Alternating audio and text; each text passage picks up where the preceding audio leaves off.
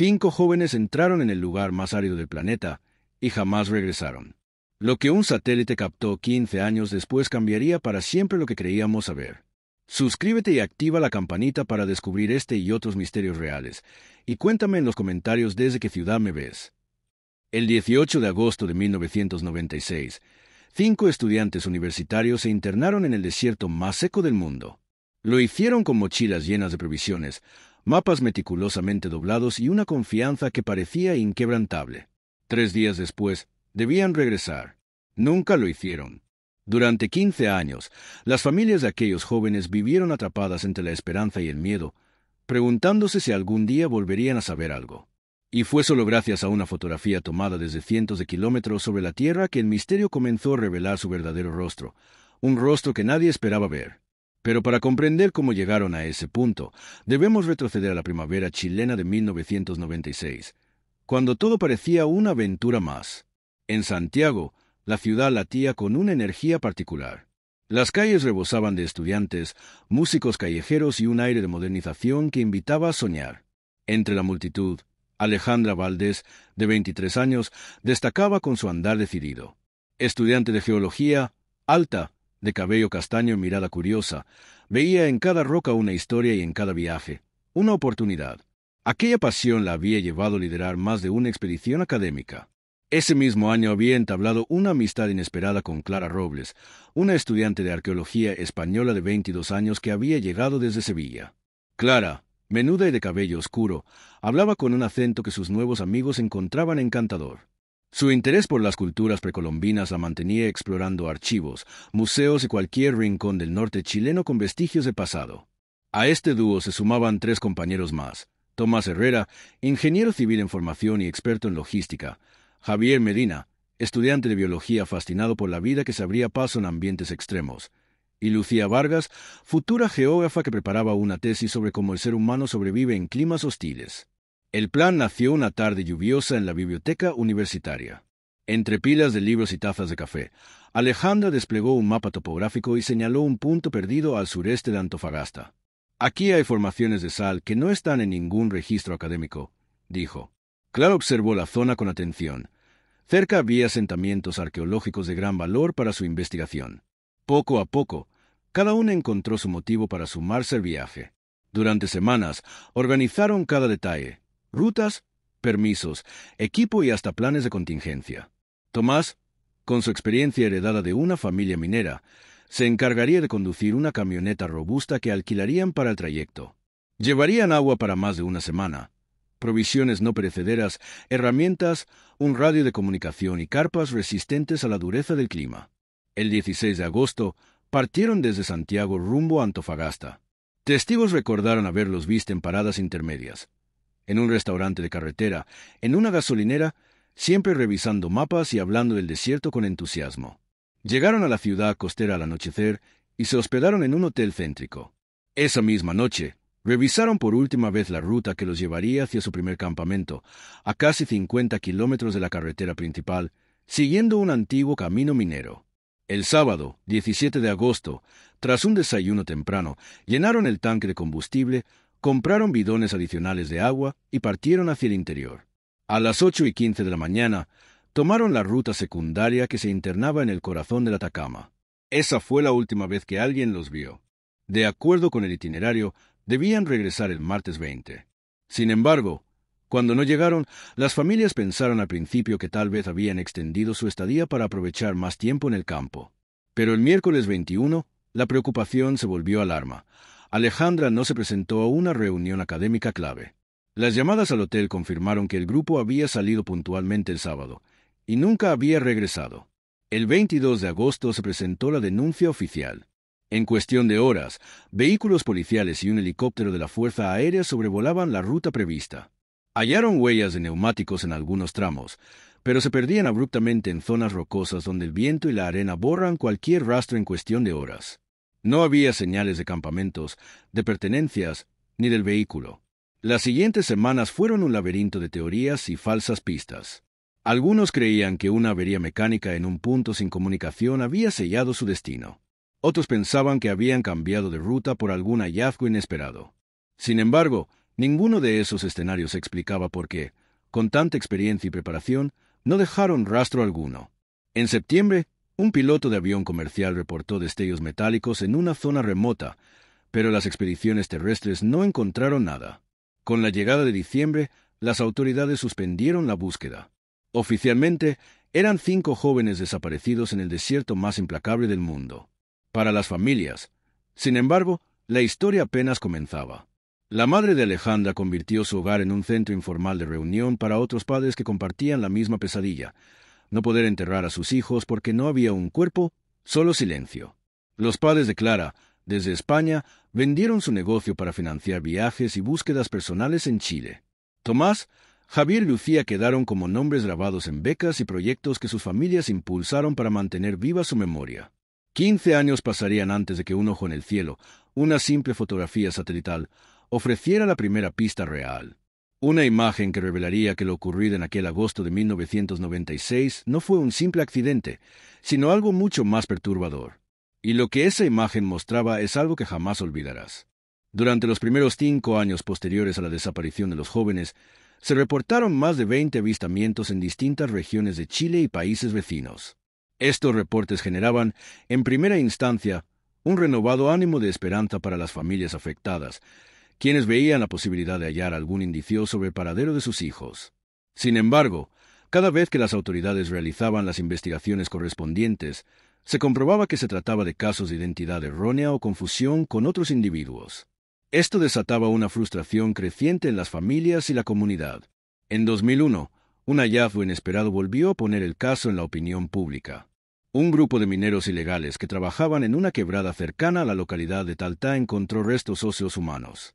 Las familias de los jóvenes desaparecidos se mantuvieron en un estado de incertidumbre durante semanas, esperando los resultados de los análisis forenses.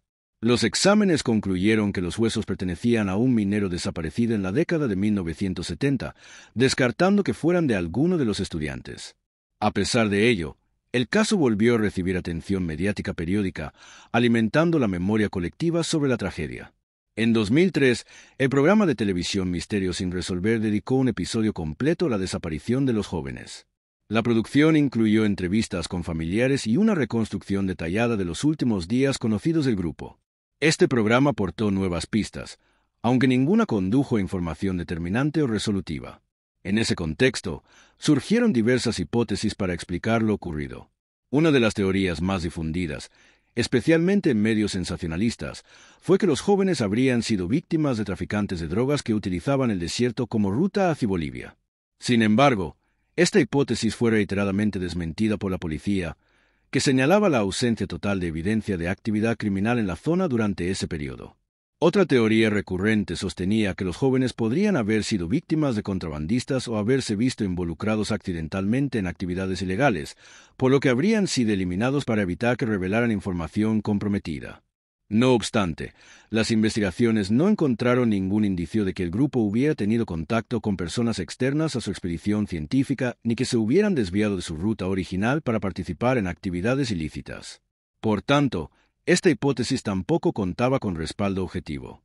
En 2004, un investigador privado contratado por las familias, Evaristo Montes, presentó una teoría alternativa que recibió cierta atención entre la comunidad académica y los familiares. Montes propuso que el grupo podría haber modificado su ruta original para investigar un hallazgo arqueológico o geológico inesperado, adentrándose más profundamente en el desierto que lo planificado inicialmente. Dado que eran jóvenes académicos, argumentaba Montes, podían haber asumido riesgos calculados con la intención de documentar algún descubrimiento científico relevante. Esta teoría cobró peso cuando se confirmó que Esperanza, una de las jóvenes desaparecidas, había estado en contacto días antes de la expedición con un arqueólogo local, Hilario Zaragoza. Zaragoza declaró que había mencionado a Esperanza la posibilidad de petroglifos no documentados en una zona más remota del desierto. No obstante, también indicó que había advertido a la joven sobre los peligros de explorar estos sitios sin la guía de expertos locales.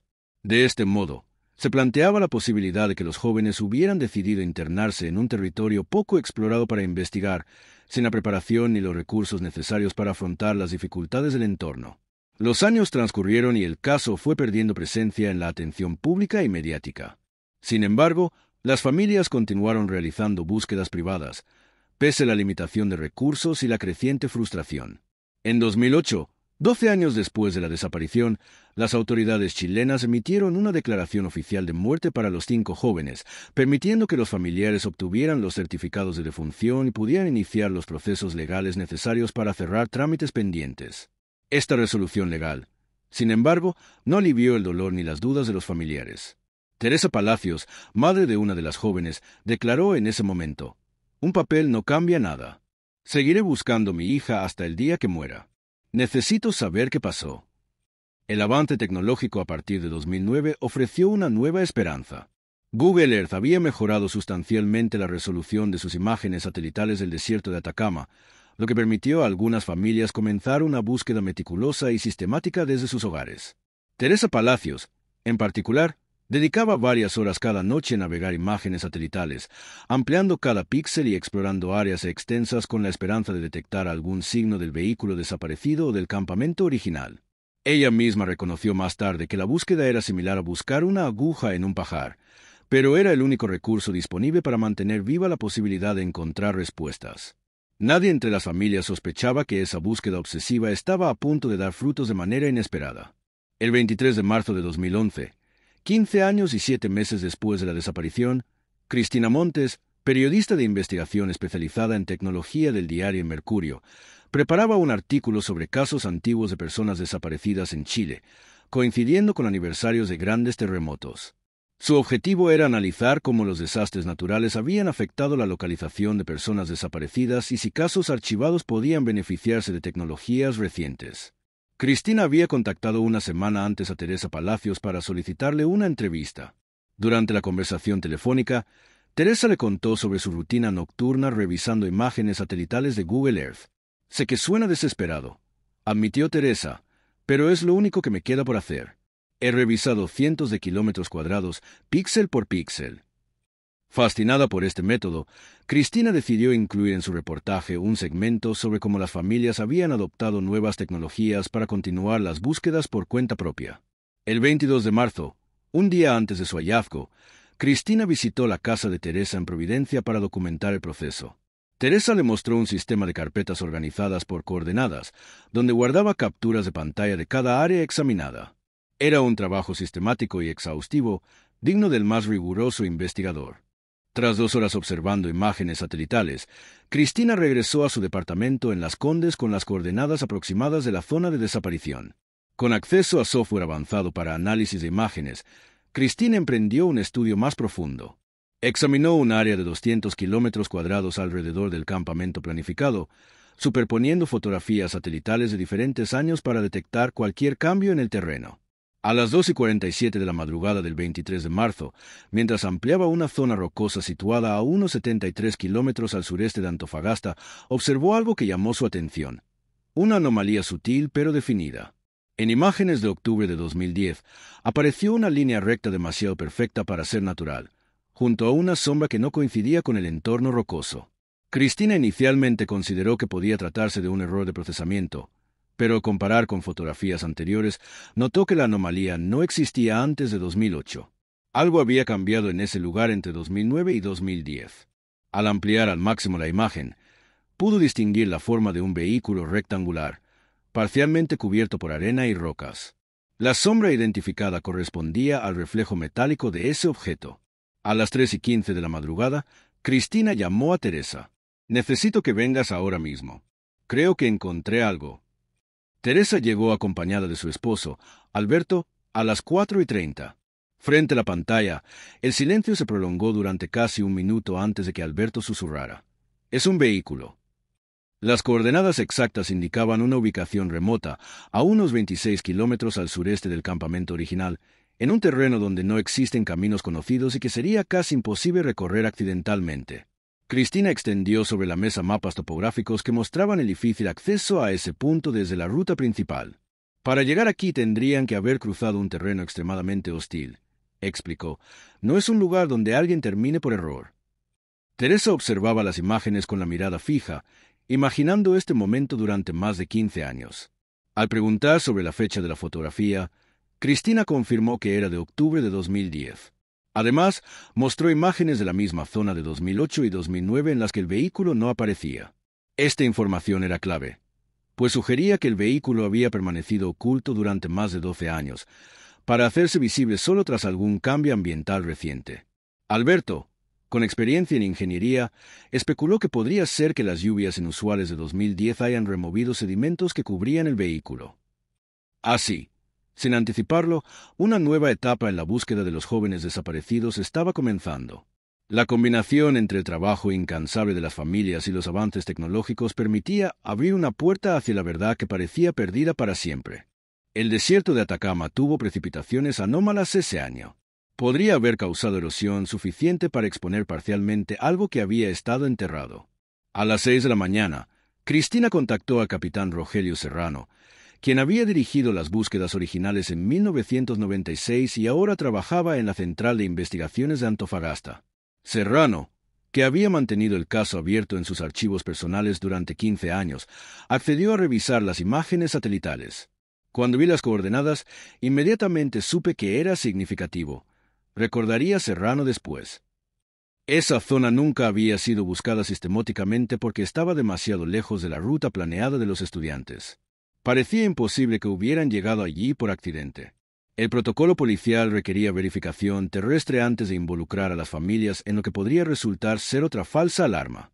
Sin embargo, la ubicación extremadamente remota del posible hallazgo significaba que una expedición de verificación tomaría varios días de planificación y recursos considerables. Serrano tomó una decisión poco convencional. Contactó directamente a Abundio Calderón, el padre de Patricio, quien conocía el desierto mejor que cualquier otro miembro de las familias y había continuado búsquedas privadas durante años. Don Abundio le dijo por teléfono: «Necesito que me ayude a verificar algo, pero tiene que estar preparado para la posibilidad de que encontremos lo que hemos estado buscando durante 15 años». El 25 de marzo de 2011, una expedición compuesta por Serrano, 2 investigadores de la policía científica, Abundio Calderón y un guía local experto en navegación del desierto partió hacia las coordenadas identificadas por Cristina Montes. Lo que encontraron cambiaría todo lo que se creía saber sobre la desaparición de los 5 estudiantes. La expedición hacia las coordenadas 23:52 S 69:23 comenzó a las 7:30 de la mañana del 25 de marzo de 2011. El equipo utilizó 2 vehículos, una camioneta Toyota Hilux de la policía equipada con GPS militar y una Pup Ford F-150 que Abundio Calderón había modificado específicamente para búsquedas en el desierto durante los años previos. El viaje desde Antofagasta hasta el punto más cercano accesible por caminos convencionales tomó 3 horas y media. Desde allí tendrían que navegar 18 kilómetros a través de terreno rocoso sin senderos marcados, guiándose únicamente por coordenadas GPS y la experiencia de Abundio en el desierto. El terreno era más difícil de lo que esperábamos, recordaría después el cabo Ignacio Leal, especialista en investigación forense que formaba parte del equipo. Había quebradas profundas que no aparecían en los mapas topográficos y formaciones rocosas que obligaban a rodeos constantes. Entendí inmediatamente por qué esa zona nunca había sido buscada sistemáticamente. A las 2:20, después de avanzar lentamente durante más de 3 horas sobre terreno extremadamente irregular, el GPS indicó que estaban a menos de 500 metros del objetivo. Abundio detuvo su vehículo en una pequeña planicie entre formaciones rocosas y sacó binoculares de largo alcance.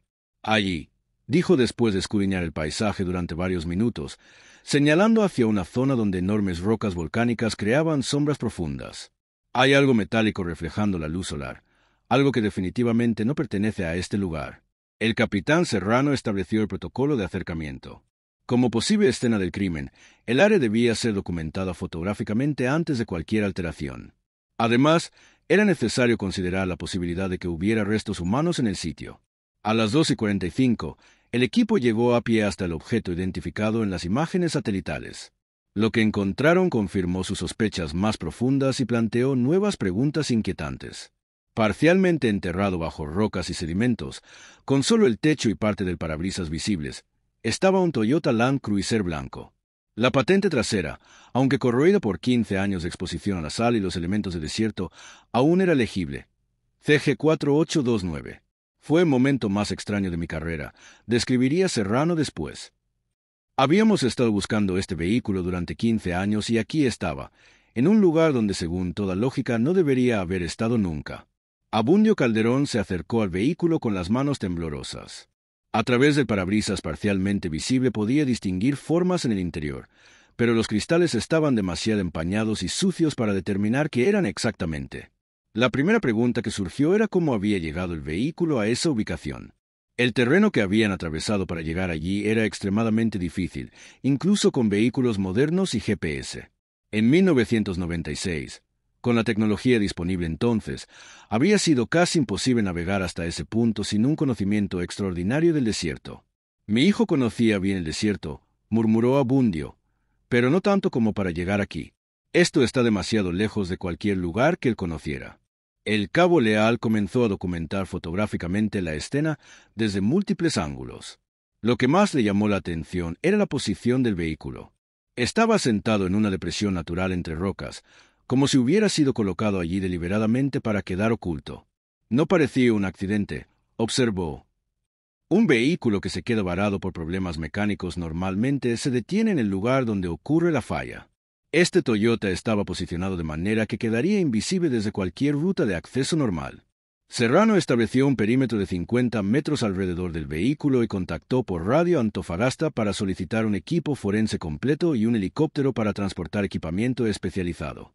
La excavación del vehículo y el análisis de su contenido requerirían procedimientos específicos para preservar cualquier evidencia. Mientras esperaban los refuerzos, el equipo realizó un reconocimiento cuidadoso del área circundante.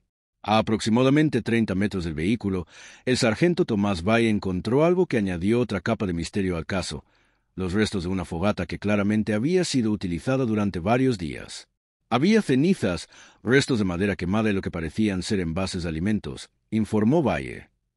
Pero aquí está lo extraño. Basándome en el tipo de deterioro, yo diría que esta fogata fue utilizada años después de 1996, no en la época de la desaparición original. Esta observación era desconcertante. Si los restos de la fogata eran posteriores a 1996, significaba que alguien había estado en ese lugar remoto años después del desaparecimiento. ¿Quién? ¿Por qué? ¿Y qué relación tenía con el vehículo enterrado? Abundio examinó los restos de la fogata con la experiencia de alguien que había pasado décadas en el desierto. Este fuego se hizo con leña que no es de aquí, determinó. Tuvieron que traer esta madera desde afuera. Y miren esto.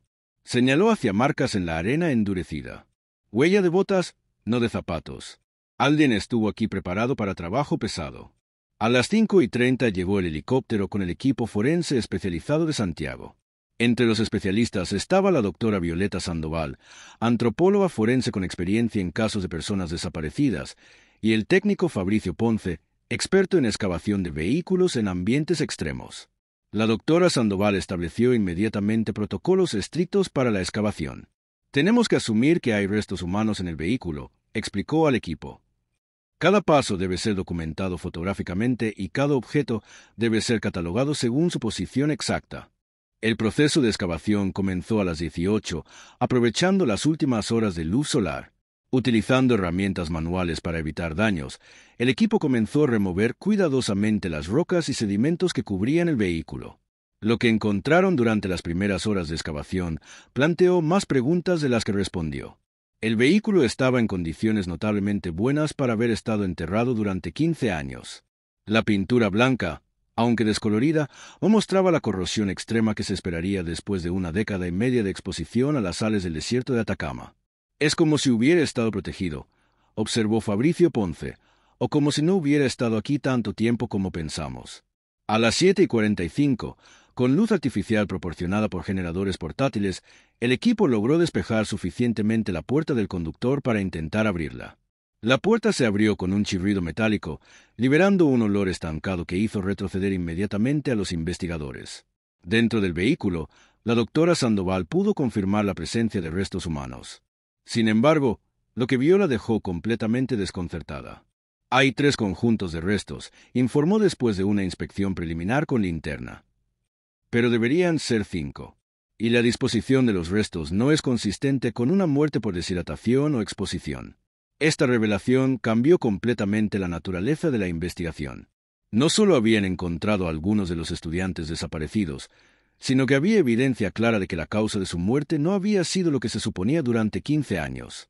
Serrano tomó la decisión de suspender la excavación hasta la mañana siguiente, cuando tendría mejor luz y podrían proceder con la meticulosidad que el caso requería. Estableció guardia policial permanente en el sitio y contactó al fiscal regional para informar que el caso había cambiado de personas desaparecidas a homicidio. Esa noche, en el hotel de Antofagasta donde se alojaba el equipo de investigación, Abundio Calderón no pudo dormir. Habíamos encontrado a nuestros hijos, reflexionaría después, pero ahora sabíamos que alguien los había matado y faltaban dos de ellos. ¿Dónde estaban Alejandra y Esperanza? La respuesta a esa pregunta resultaría ser aún más perturbadora que todo lo que habían descubierto hasta ese momento. La mañana del 26 de marzo de 2011 amaneció despejada con temperaturas inusualmente frescas para la época en el desierto de Atacama.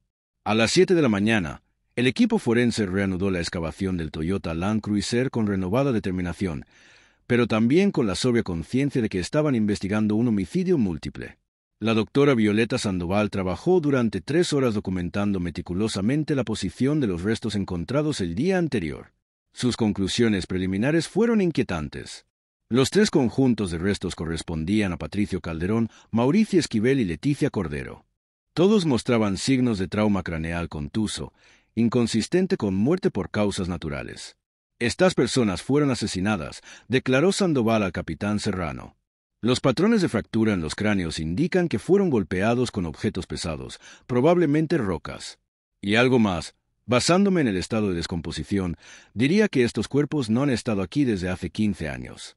Esta última observación era la más desconcertante de todas. Si los restos no habían estado enterrados desde 1996, significaba que los estudiantes habían sido mantenidos vivos en algún lugar durante un periodo indeterminado antes de ser asesinados y trasladados a esta ubicación remota. Mientras el equipo forense continuaba su meticuloso trabajo, Abundio Calderón exploraba el área circundante con la urgencia de un padre que acaba de confirmar la muerte de su hijo. A aproximadamente 200 metros del vehículo, siguiendo un sendero natural entre formaciones rocosas, encontró algo que helaría la sangre de cualquier investigador experimentado. Parcialmente oculta en una grieta profunda entre 2 rocas volcánicas, había una estructura improvisada construida con piedras y ramas secas. Era claramente artificial, diseñada para ser invisible a menos que alguien la buscara específicamente. El capitán Serrano gritó a Abundio: «Tiene que ver esto inmediatamente». Cuando Serrano y 2 investigadores llegaron a la ubicación, encontraron lo que solo podía describirse como una prisión primitiva. La estructura medía aproximadamente 2 por 3 metros, con muros de piedra de casi 1,5 metros de altura. En el interior había evidencia de ocupación humana, restos de mantas, envases de comida vacíos, lo más perturbador de todo, marcas grabadas en las rocas que claramente eran un registro de días. El sargento Valle, utilizando una linterna, examinó las marcas con detenimiento. «Son grupos de 5 líneas cruzadas por una sexta», reportó, el método clásico para contar días. «Déjeme contar, 847 marcas. Esos son más de 2 años». La implicación era aterradora. Los estudiantes, o al menos algunos de ellos, habían sido mantenidos cautivos en esta ubicación remota durante más de 2 años antes de ser asesinados. Serrano contactó inmediatamente al equipo forense para que trasladara sus operaciones a esta nueva ubicación. Si había evidencia de cautiverio prolongado, cada centímetro de la estructura debía ser analizado en busca de pistas sobre la identidad de los responsables. La doctora Sandoval y su equipo trabajaron durante el resto de la mañana documentando la prisión improvisada. En una esquina de la estructura, enterrado bajo años de sedimentos, encontraron un objeto que proporcionaría la primera pista real sobre los perpetradores del crimen. Era un cuaderno de espiral protegido de los elementos por una bolsa plástica improvisada. Las páginas estaban manchadas y parcialmente ilegibles, pero suficientes palabras eran visibles para reconstruir una narrativa parcial de lo ocurrido. «Es la letra de Esperanza», confirmó Abundio tras examinar las páginas. «Reconozco su forma de escribir. La había visto en documentos cuando preparaban el viaje. Las entradas del diario, fechadas de manera irregular, contaban una historia de supervivencia, terror y, finalmente, traición que nadie había imaginado posible. La primera entrada legible estaba fechada el 25 de agosto de 1996, una semana después de la desaparición original. Día 7. Teodoro nos ha traído agua otra vez. Dice que nos va a liberar cuando su hermano regrese de Bolivia. Patricio está muy mal. Tiene fiebre alta desde ayer. Mauricio no puede respirar bien. Necesita su medicamento para el asma. Leticia llora todo el tiempo. Alejandra trata de mantenernos unidos, pero veo en sus ojos que está perdiendo la esperanza. Páginas más adelante, una entrada sin fecha específica revelaba más detalles. Teodoro dice que no podemos irnos porque hemos visto el lugar donde guardan las cosas que traen de Bolivia. Dice que es por nuestra seguridad, que hay gente peligrosa que nos mataría si nos encuentra. No le creemos, pero no tenemos opción. Está armado y conoce el desierto mejor que nosotros. La referencia a Bolivia y a cosas que traen sugería claramente tráfico de drogas, aunque el diario no especificaba qué tipo de mercancía. Una entrada fechada en diciembre de 1996 mostraba el deterioro psicológico del grupo. Patricia intentó escapar anoche. Teodoro lo alcanzó antes del amanecer y lo golpeó terriblemente. Dice que si alguno más trata de escapar, matará a los otros 4. Ya no fingimos que vamos a salir de aquí. Hemos visto demasiado. La entrada más perturbadora estaba fechada en marzo de 1998, casi 2 años después del secuestro original. Teodoro trajo a su hermano Demetrio. Hoy discutieron mucho sobre qué hacer con nosotros. Demetrio dice que ya no puede mantenernos aquí, que es demasiado peligroso. Teodoro dice que no puede dejarnos ir porque sabemos demasiado. Alejandra y yo entendemos lo que eso significa. Hemos decidido que si van a matarnos, al menos uno de nosotros tiene que intentar escapar para contar la verdad. La última entrada legible, sin fecha, consistía en solo unas pocas líneas escritas con letra temblorosa. Se llevaron a Patricio, Mauricio, Leticia esta mañana. Dijeron que los iban a trasladar a otro lugar. Escuchamos gritos en la distancia al mediodía. Alejandra y yo sabemos que no van a volver. Teodoro dice que nosotras somos diferentes, que podemos ser útiles de otra manera. No sé qué significa, pero preferimos morir antes que descubrirlo. El diario terminaba abruptamente en esa entrada. Serrano estudió las entradas con la meticulosidad de un investigador que finalmente tenía pistas reales para seguir. Los nombres Teodoro y Demetrio proporcionan los primeros sospechosos específicos en 15 años de investigación, ordenó al sargento Valle. Necesitamos verificar registros de personas con esos nombres en la región durante los años 90. Y necesitamos mapear todas las rutas conocidas de tráfico de drogas entre Chile y Bolivia en esa época. Mientras el equipo continuaba excavando la prisión improvisada, encontraron más evidencia de ocupación prolongada, restos de comida, fragmentos de ropa y, lo más significativo, un pequeño radiotransistor que aún contenía baterías corroídas. El técnico Fabricio Ponce examinó el radio cuidadosamente.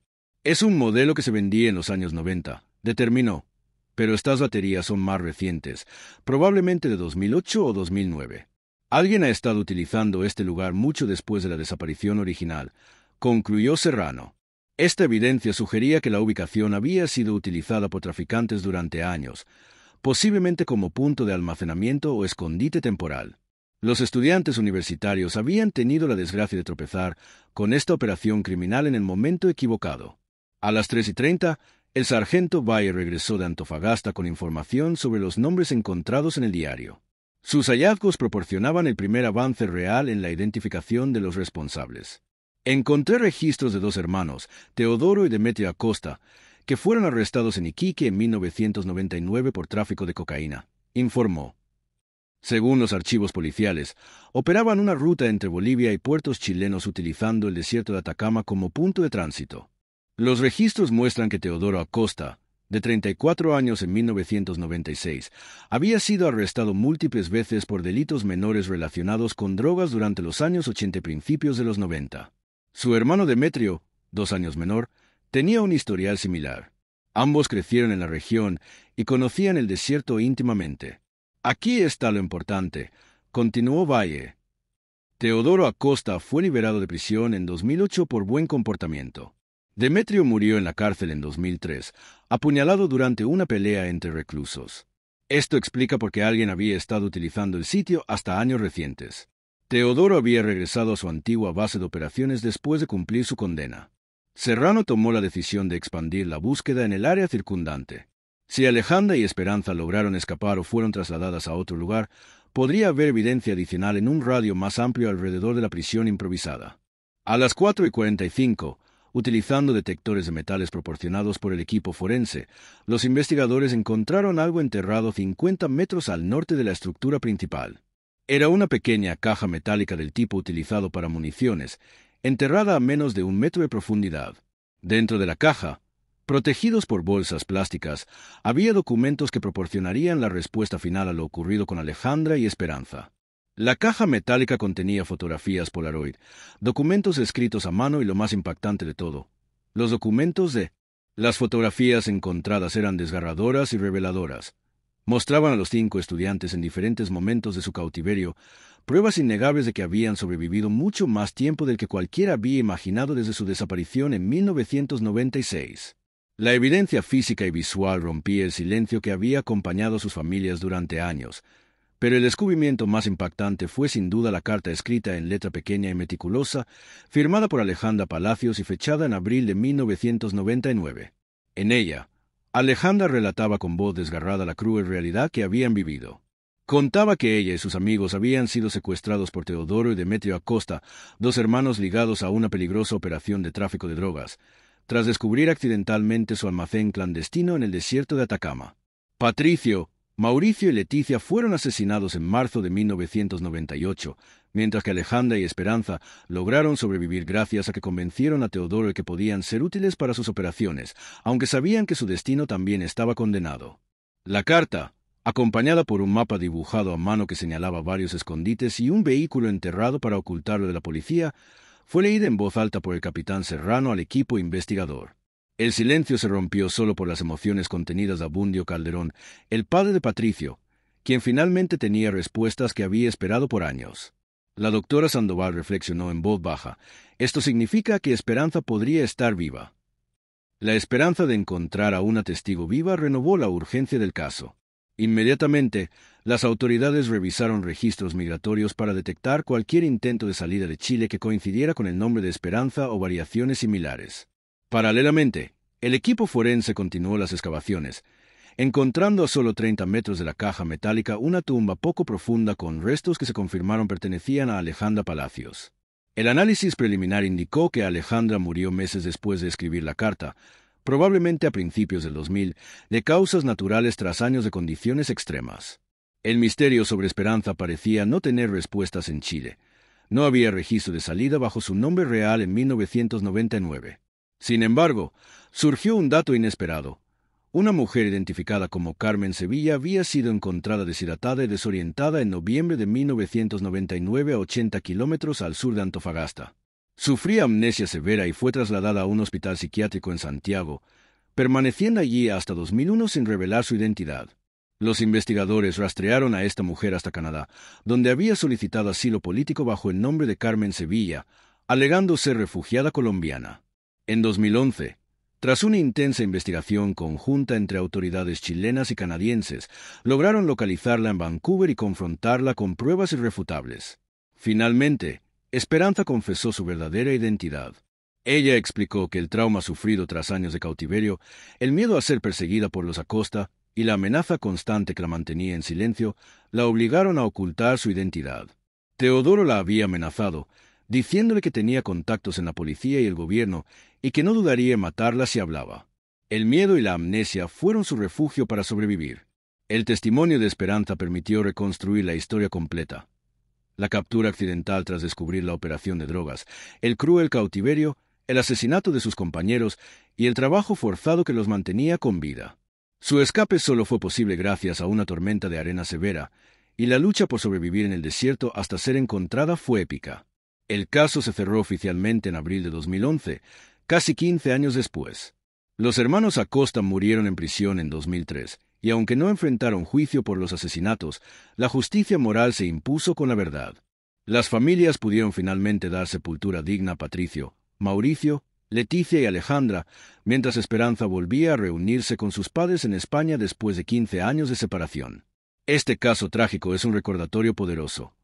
En lugares tan remotos como el desierto de Atacama, los crímenes pueden permanecer ocultos durante décadas. Pero también muestra que la tecnología moderna, la perseverancia de las familias y la valentía de sobrevivientes pueden romper el silencio y lograr justicia, aunque el tiempo sea implacable. Reflexión final. ¿Qué opina sobre la decisión de Esperanza de ocultar su identidad durante tantos años? ¿Fue comprensible su miedo, dadas las circunstancias extremas y la amenaza de muerte? ¿O crees que debería haber revelado la verdad antes para dar paz y cierre a las familias que tanto sufrieron? Nos encantaría conocer tus pensamientos. Comparte tus reflexiones en los comentarios. La historia de Esperanza y sus amigos es un ejemplo de lucha, supervivencia y la búsqueda incansable de justicia. Y cada voz cuenta para que nunca olvidemos estas tragedias. Si esta historia te ha impactado y quieres seguir conociendo más casos reales de investigación criminal y justicia tardía, suscríbete al canal y activa la campanita de notificaciones para no perderte ningún nuevo video. Dale like para apoyar que estas historias se sigan contando y comparte este video con alguien que valore el poder de la verdad y la memoria.